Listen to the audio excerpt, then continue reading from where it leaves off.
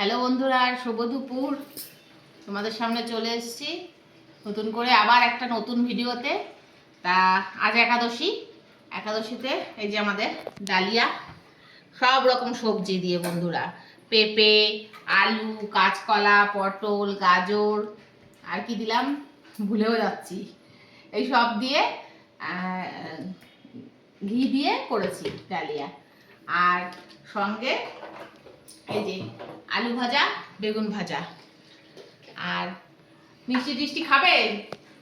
মিষ্টি বের করনি? না, মিষ্টিটা বের করিনি। দাও তো ফ্রিজ থেকে মিষ্টিটা।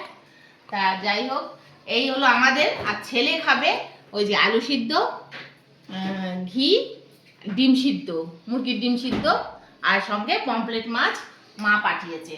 আর এই যে ফল মিষ্টি আছে বন্ধুরা আমাদের এটা। আর এই হলো আজকে আমাদের দুপুরের খাওয়া দাওয়া, ডালিয়া।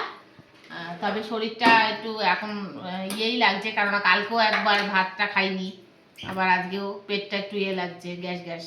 এটাই আমার সমস্যা হয়ে যাচ্ছে এখন। তা যাই হোক বন্ধুরা, তাহলে আমরা খাওয়া দাওয়াটা করে ফেলি। ছেলেও ওগুলো খাবে। তুই দুটো ডিম খাবি?